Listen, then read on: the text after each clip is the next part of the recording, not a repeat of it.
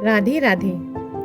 हिंदू पंचांग का अंतिम महीना फाल्गुन मास होता है और इस महीने से धीरे धीरे गर्मी के दिन शुरू होने लगते हैं और ठंड कम होने लगती है। फाल्गुन मास में महाशिवरात्रि और होली ये दो सबसे बड़े त्योहार पड़ते हैं जो कि बहुत ही धूमधाम से मनाए जाते हैं। हिंदू धर्म के अनुसार अनेक देवताओं में से एक चंद्र देवता है।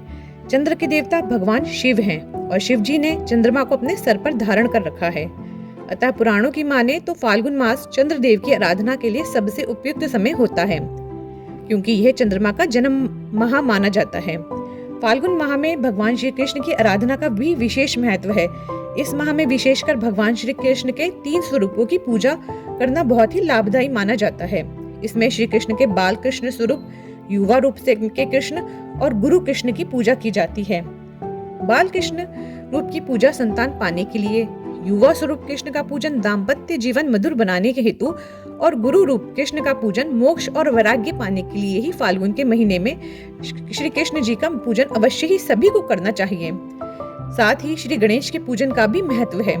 फाल्गुन महीने में अपने खान पान और दिनचर्या में बदलाव करना बहुत ही खास माना गया है, क्योंकि इस माह भोजन में अनाज का प्रयोग कम करके मौसमी फलों का सेवन अधिक करने की मान्यता है।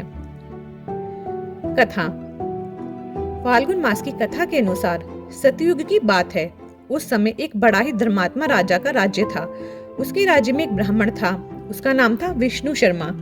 विष्णु शर्मा के 7 पुत्र थे और वे सातों अलग अलग रहते थे।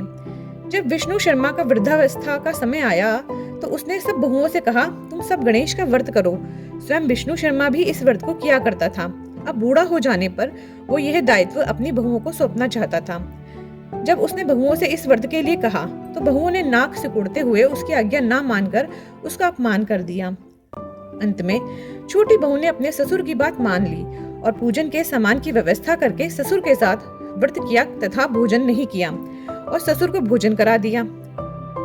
जब आधी रात बीती तो विष्णु शर्मा को उल्टी और दस्त लग गए। तब बहू ने मल मूत्र से में भरे गंदे कपड़ों को साफ करके ससुर के शरीर को धोया और पोंछा। पूरी रात बिना कुछ खाए पिए जागती रही। फिर गणेश जी ने उन दोनों पर अपनी कृपा की।